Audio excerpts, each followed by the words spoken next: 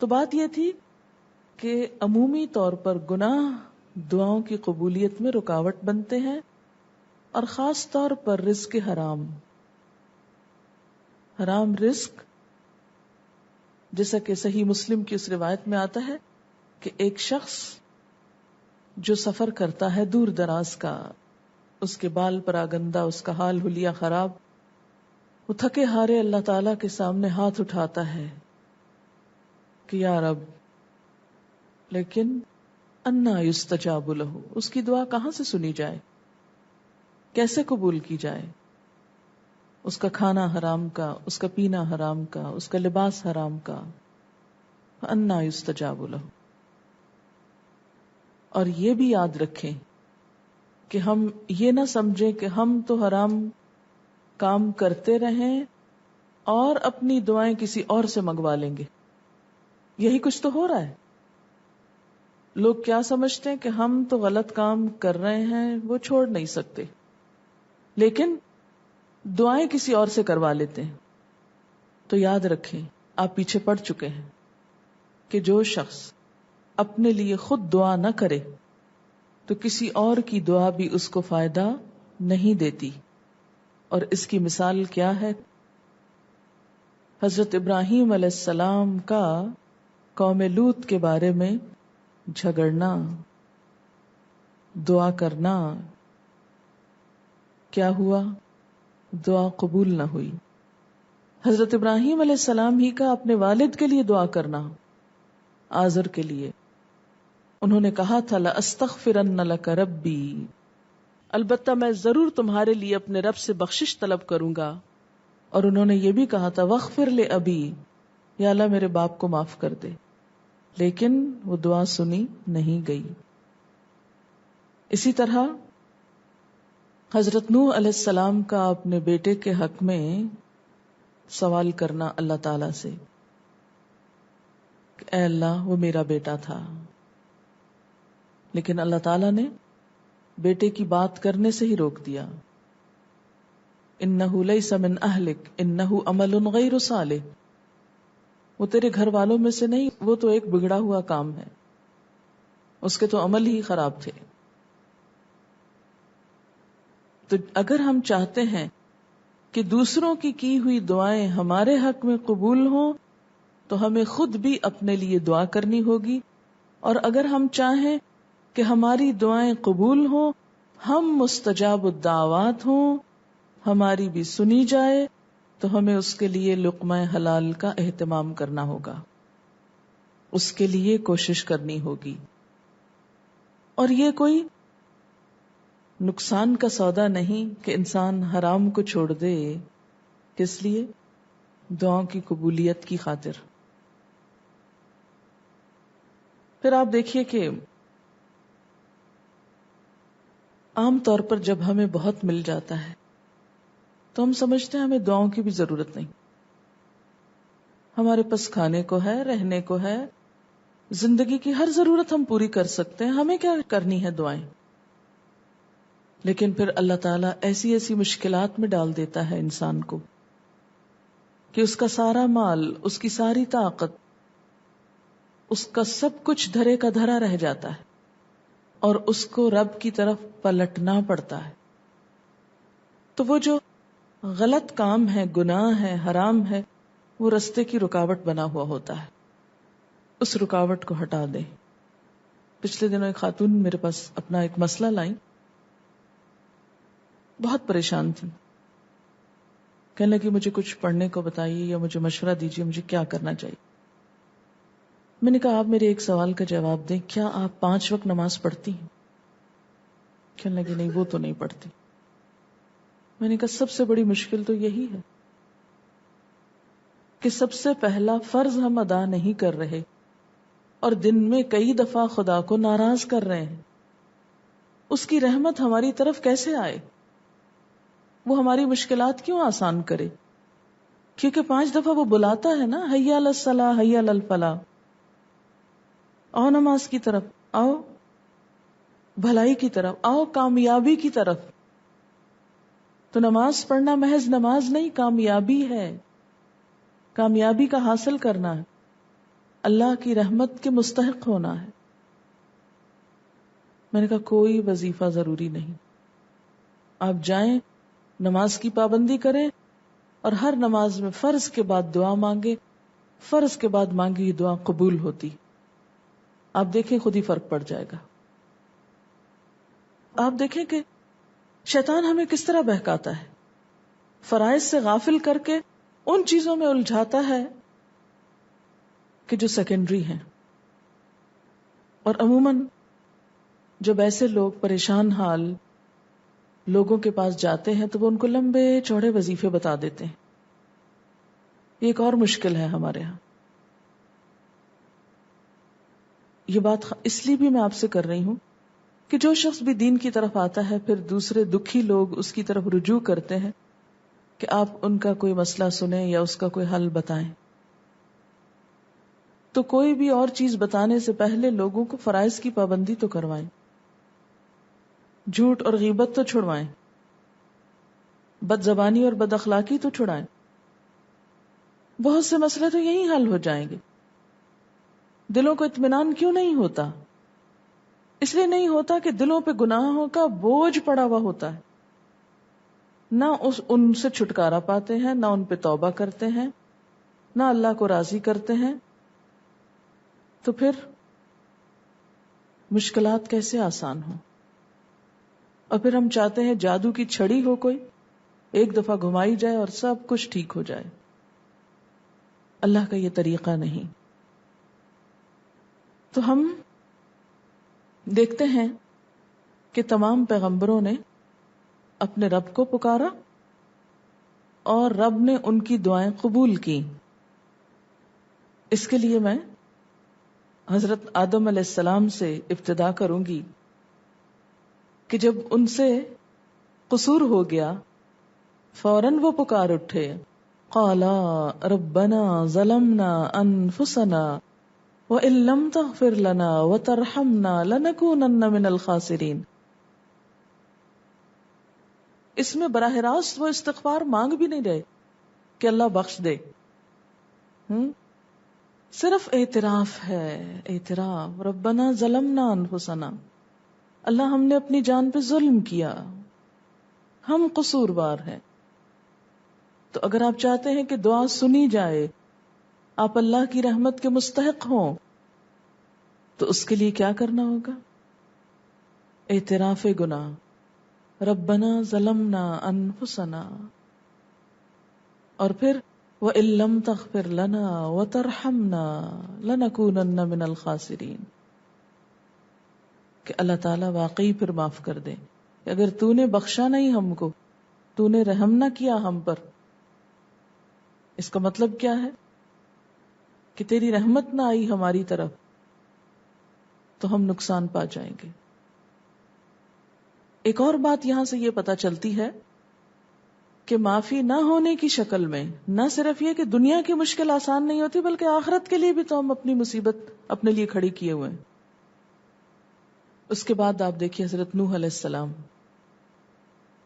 انہوں نے بھی ایک دعا کی تھی، رب لا تذر علی الارض من الکافرین دیارا، اللہ زمین پر کافروں کا کوئی گھر نہ چھوڑ. اور دعا اسی شکل میں قبول ہوئی جیسے انہوں نے مانگی تھی، کہ واقعی ایک گھر نہ بچا، ایک ظالم انسان نہ بچا، پورے کے پورے مٹا دیے گئے اپنے سارے مال و متاع کے ساتھ.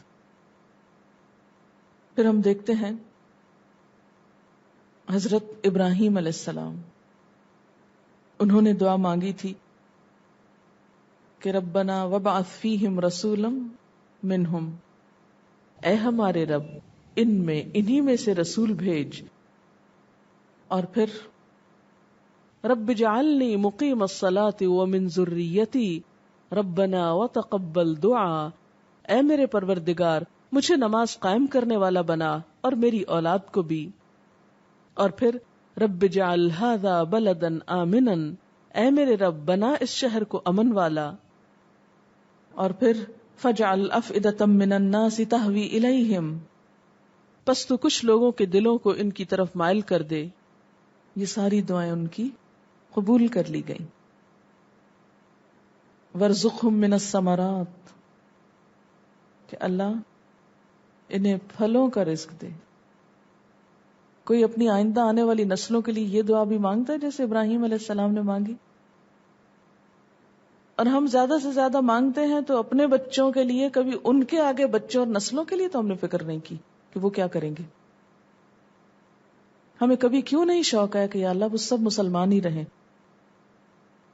اب دیکھیں کہ نوح علیہ السلام کے زمانے میں صرف اہل ایمان بچے تھے، پھر ان کی نسلوں میں بگاڑ گئے، قوم عاد پھر مٹائی گئی، پھر بگاڑ آ گیا ایمان والوں کی نسلوں میں، پھر سمود مٹائے گئے، پھر بگاڑ آ گیا، ایک کے بعد ایک، ایک کے بعد ایک. تو ہمیں بھی اس کا کبھی سوچنا چاہیے کہ کہیں ایسا نہ ہو کہ ہماری نسلوں میں کوئی کافر و فاجر آ جائے. تو اس کے لیے خاص طور پہ دعا مانگا کریں کہ اللہ ہماری نسلوں میں اسلام کو باقی رکھ. ابراہیم علیہ السلام نے ایسی ہی دعا مانگی تھی، اور اس کے لیے انہوں نے ایک رسول مانگا کہ جو ان کی اصلاح کرے. یعنی نہ صرف یہ کہ مسلمان رکھ، بلکہ ان میں ایسے لوگ اٹھاتا رہے کہ جو ان کو حق کے رستے پر قائم رکھیں. اور پھر صرف دین نہیں مانگا، آخرت نہیں مانگی، ان کی دنیا کی بھلائی بھی مانگی کہ امن والا شہر بنا اس جگہ کو جہاں میں اپنی اولاد کو بسا رہا ہوں، ان کو پھلوں کا رزق دے. یہ گھر جو میں نے یہاں بنایا اس کی طرف لوگوں کے دل متوجہ کر دے. یہ ان دعاؤں کا خلاصہ جو ابھی میں نے عربی میں پڑھی. اور میری اولاد کو نماز کا پابند بنا. رب اجعلنی مقیم الصلاۃ ومن ذریتی، اللہ مجھے بھی اور میری اولاد کو نماز پہ قائم رکھ، نماز قائم کرنے والا بنا. ابراہیم علیہ السلام کی یہ ساری دعائیں قبول ہو گئی تھی. پھر اسی طرح ایوب علیہ السلام کئی سال تک بیمار رہے. اللہ تعالیٰ نے ان کی دعا بھی قبول کی. کیا دعا مانگی تھی؟ رب انی مسنی الضر وانت ارحم الراحمین، اللہ مجھے تکلیف پہنچی ہے اور تو سب سے بڑھ کر رحم فرمانے والا ہے. ادھر انہوں نے دعا مانگی اور دوسری طرف فوراً ان کو صحت مل گئی، دعا قبول ہو گئی. یونس علیہ السلام نے کہاں پکارا تھا اپنے رب کو؟ مچھلی کے پیٹ میں. لا الہ الا انت سبحانک انی کنت من الظالمین فاستجاب لہ ربہ، رب نے اس کی دعا قبول کر لی اور ان کو غم سے نجات دی.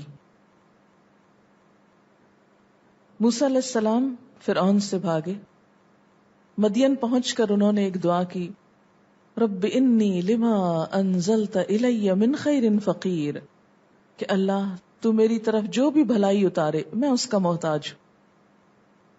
اور کہا جاتا ہے کہ within 24 hours کھانے کو بھی ملا، حالانکہ بالکل اجنبی دیس تھا، کسی کو وہاں نہیں جانتے تھے. کھانے کو بھی ملا، شیلٹر بھی ملا، رہنے کی جگہ یعنی، اور بیوی بھی مل گئی، شادی بھی ہو گئی. تو فوراً دعا سنی گئی. پھر اسی طرح زکریا علیہ السلام نے دعا کی، ہنالک دعا زکریا ربہ. حضرت مریم کے پاس جب جاتے تھے ان کے حال حوال پوچھنے کے لیے، تو وہاں پر دیکھا کہ حضرت مریم کے پاس طرح طرح کے رزق کے سامان ہیں. تو پوچھا کہ یہ سب کچھ کہاں سے آیا؟ قالت هو من عند اللہ، بولی یہ اللہ کی طرف سے. ان کو خیال آیا کہ اللہ اگر اس ایک عورت کو دے سکتا ہے جو یہاں تنہا بیٹھی ہے تو مجھے کیوں نہیں دے سکتا. بالکل بوڑھے تھے، بیوی بھی بوڑھی تھی، بانجھ بھی تھی. رب ہب لی من لدنک ذریۃ طیبہ، اللہ پاکیزہ اولاد دے، نیک اولاد دے.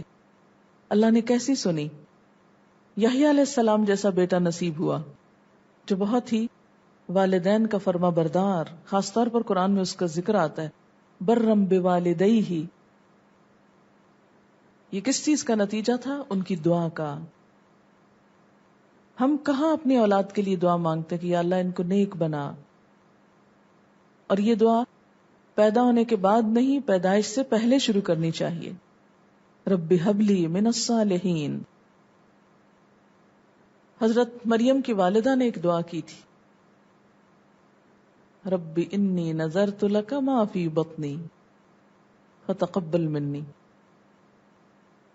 اور بالکل ایک انہونا کام ہوا کہ پوری تاریخ میں ایسی مثال نہیں ملتی کہ کوئی عورت اس طرح ہیکل میں جا کے عبادت کرے اور چن لی جائے. جس ایک عورت کے بارے میں اللہ تعالیٰ فرمائے یا مریم ان اللہ اصطفاکی وطہرکی واصطفاکی علی نساء العالمین. اے مریم، اللہ نے تجھ کو چن لیا، تجھ کو پاک کیا اور تمام جہان کی عورتوں پہ فضیلت دی. یہ کس کی دعا کی قبولیت تھی؟ ماں کی دعا کی. فتقبل منی، اللہ نے قبول کر لیا آؤٹ آف دا وے جا کے.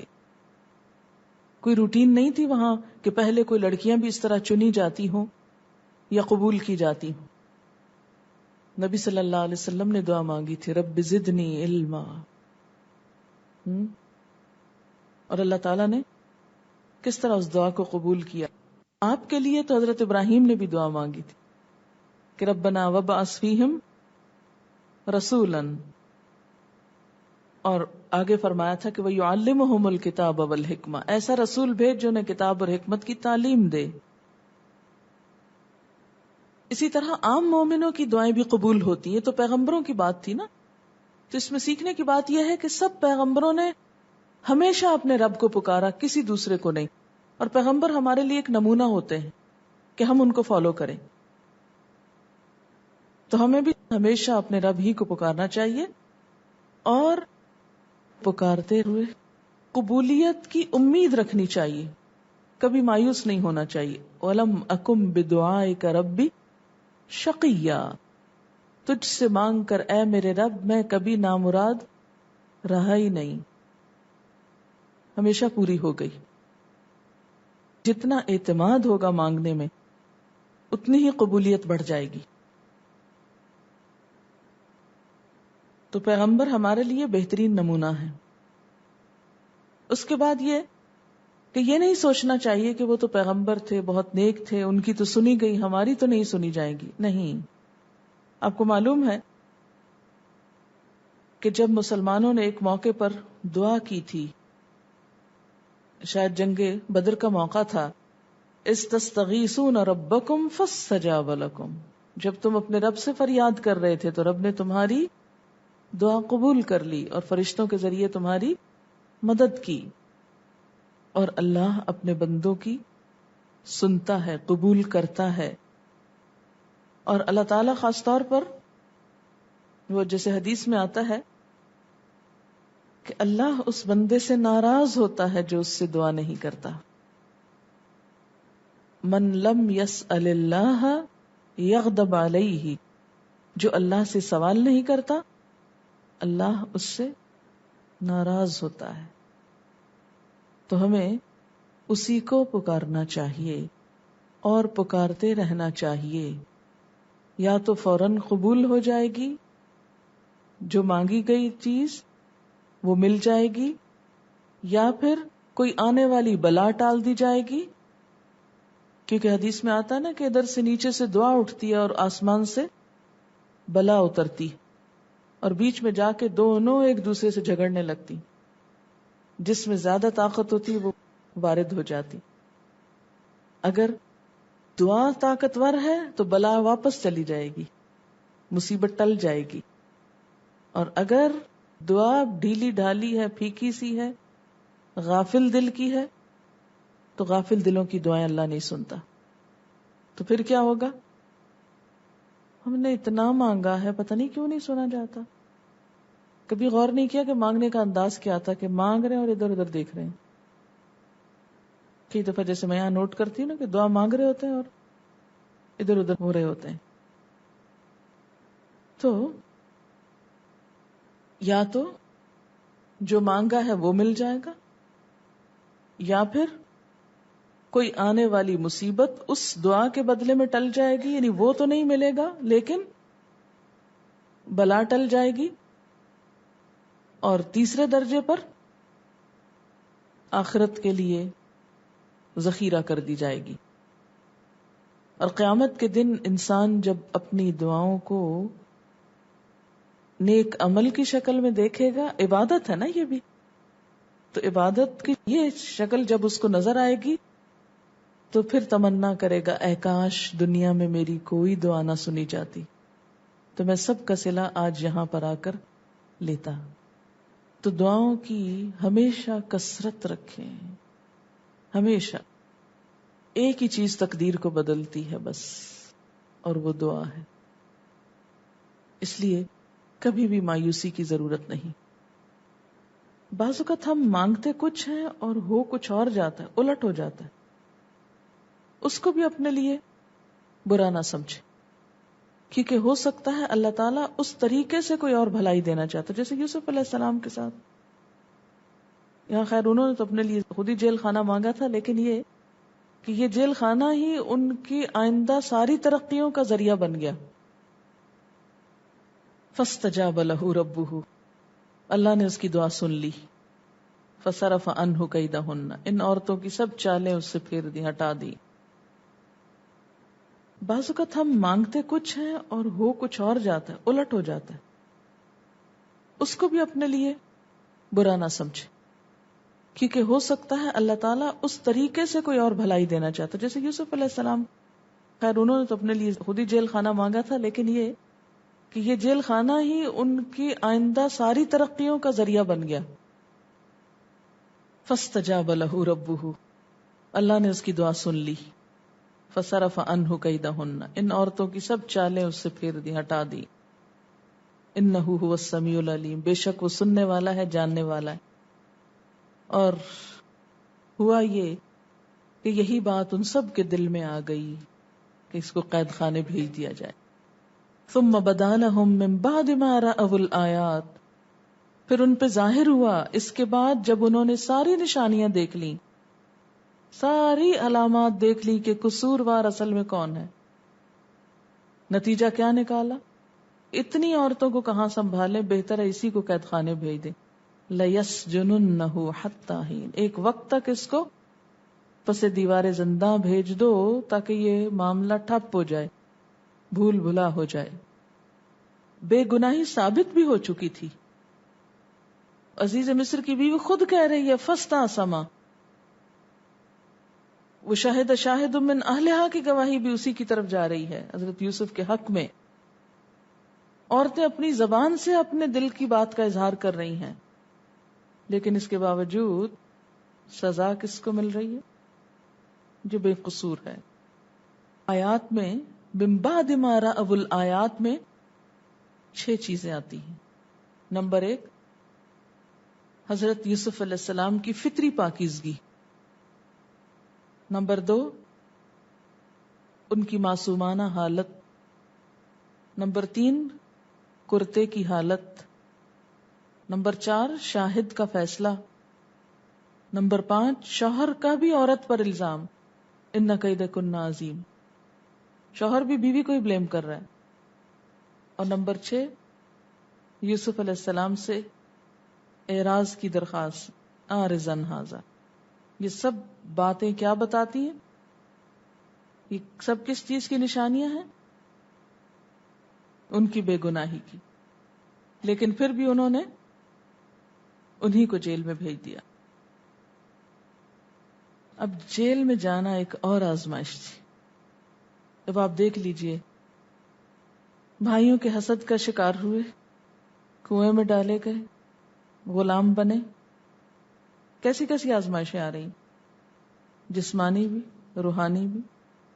باپ سے الگ دور ہوئے، ان کی محبتوں سے محروم ہوئے. ماں پہلے ہی نہیں تھی. پھر اس کے بعد عورت نے پھسلایا، الزام لگا. پھر بہت ساری عورتوں کی الغار ہوئی، اور پھر اب قید خانے پہنچ گئے. جان، مال، محبت، عزت، ہر چیز کی قربانی دی جا رہی. لیکن قید خانہ ایک ٹرننگ پوائنٹ تھا. الامر اذا ضاق اتسع، اس کے بعد اور کیا سزا دے سکتے تھے؟ اور کیا کرنا تھا؟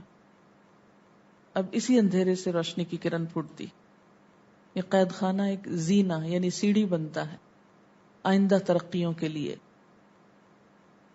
وَدَخَلَ مَعَهُ السِّجْنَ فَتَيَانِ، یوسف علیہ السلام کے ساتھ ہی قید خانے میں 2 اور نوجوان بھی داخل ہوئے.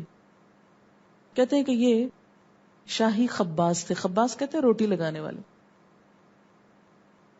بادشاہ کو کھانا کھلانے والے، اس کا کھانا بنانے والے تھے. کہتے ہیں کہ ان پہ الزام لگا تھا کہ انہوں نے بادشاہ کو زہر دینا چاہا. اس جرم میں یہ قید خانے میں پہنچ گئے. قال احدهما، ان دونوں میں سے ایک بولا، انی ارانی اعصر خمرا، یہ وہ اپنا خواب سنا رہا ہے. میں دیکھتا ہوں خواب میں کہ میں شراب نچوڑ رہا ہوں. اعصر خمرا، عصر کہتے ہیں نچوڑنے کو. عصر کا وقت بھی اس لیے کہ اس وقت پورا دن ایک طرح سے چھوٹا ہو جاتا ہے، وہاں آ کے ختم ہو رہا ہوتا ہے، سمٹ جاتا ہے. اور خمر کہتے ہیں انگوری شراب کو، انگور کی شراب کو. فارسی میں اس کے لیے لفظ میں استعمال ہوتا ہے. پھر بعد میں کل مسکر خمر و کل خمر حرام، ہر نشہ آور چیز کو خمر کہا گیا اور ہر خمر کو حرام قرار دیا گیا. کہتے ہیں کہ اس کا موجد ایران کا بادشاہ جمشید تھا، انگوری شراب کا. اسی سے جام جم مشہور ہے. جام وہ خاص پیالہ جس سے جمشید شراب پیتا تھا، تو جام پیالہ اور جم جمشید کا. انی ارانی اعصر خمرا وقال الاخر، دوسرے نے کہا انی ارانی احمل فوق رأسی خبزا، میں نے دیکھا میرے سر پر روٹیاں رکھی ہوئی. خبز اسم جنس ہے، واحد کے لیے جمع کے لیے بھی استعمال ہو سکتا. میرے سر پہ روٹیاں رکھی ہوئی ہیں. تأکل الطیر منہ، جس سے پرندے کھا رہے ہیں. نبئنا بتأویلی، ہم کو بتا اس کی تعبیر. انا نراک من المحسنین، بے شک ہم تجھے نیک لوگوں میں سے دیکھتے ہیں. انہوں نے یہ کیوں کہا؟ ان کے وہ 2 ساتھی جو ان کے ساتھ قید خانے میں داخل ہوئے تھے، اکٹھے ہی گئے تھے اندر، وہ ان کے بارے میں یہ گواہی دے رہے ہیں یوسف علیہ السلام کے بارے میں، کیونکہ وہ آپ کی شخصیت سے متاثر تھے، آپ کے کردار سے متاثر تھے. آپ دیکھیں کہ عموماً ہم لوگوں کو شکایت ہوتی ہمارے پاس کوئی آتا ہی نہیں.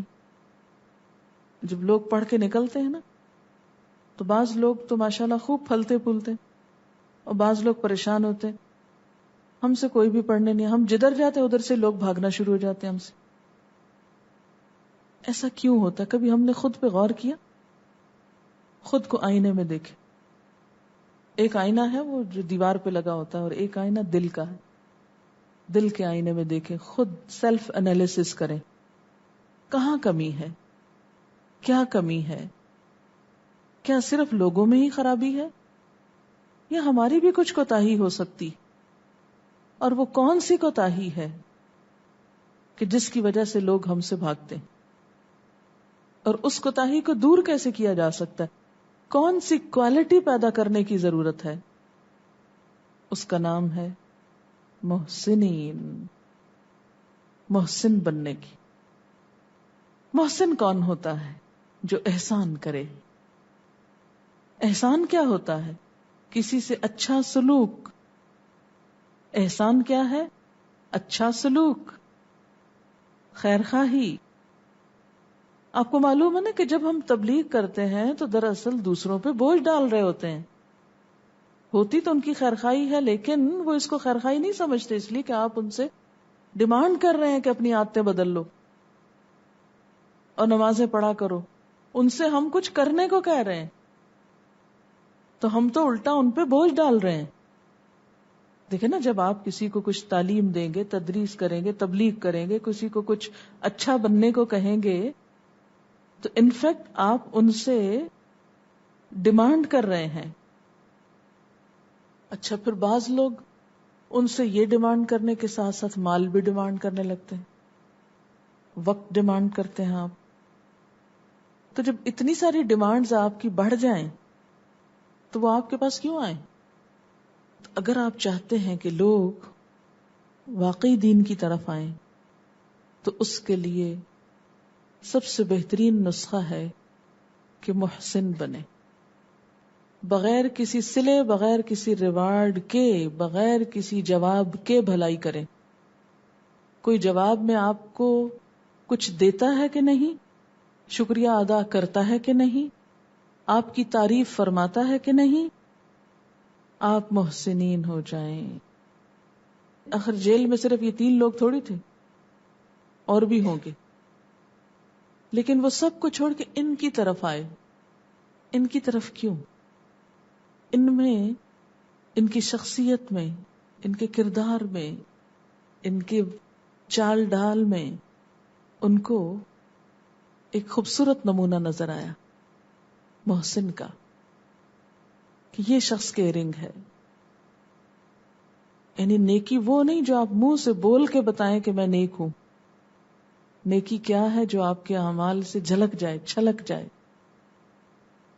جسے گلاس بھر جائے پانی سے تو چھلک جاتا ہے نا، ایسے جو شخص حقیقت میں نیک ہو اس کی نیکیاں چھلکنے لگتی ہیں، پھیلنے لگتی ہیں. اس کے لیے اشتہار دینے کی ضرورت ہی نہیں رہتی. عموماً ہم سمجھتے کہ دین کا کام بہت اشتہار دے کے، ہم بہت پبلسٹی کر کے ہم کر لیں گے. دنیا کی چیزوں کی پبلسٹی کر کے تو آپ دنیا کا کام کر سکتے ہیں، لیکن دین کے معاملے میں محض زبانی پبلسٹی کام نہیں آتی، ہرگز نہیں. عموماً میں نے دیکھا ہے کہ لڑکیاں جب شادی ہو کر جاتی ہیں تو ان کے ذہن میں یہ تو ضرور ہوتا ہے کہ ہم نے کچھ سیکھنا سکھانا ہے، لیکن یہ کم ہوتا ہے کہ ہم نے دوسروں کی خدمت بھی کرنی. وہ کیا چاہتے ہیں؟ ان سے ڈیمانڈ کرتے ہیں کہ آپ سے پڑھیں، جبکہ ان کو ڈیمانڈ ہے کہ آپ ان کے کام بھی کریں. تو اس کھینچا تانی میں کامیابی کیسے ہو سکتی؟ آپ محسن بنیں، آپ بھلائی کریں، خیر خواہی کریں، تو دوسروں کا دل خود بخود کھل جائے گا آپ کے لیے. آپ ان سے میل جول رکھیں، آپ ان کے ساتھ اچھی طرح پیش آئیں. بیمار ہوں تو عیادت کریں، سلام میں پہل کریں، عاجزی سے ملیں. انا نراک من المحسنین، محسن بنیں.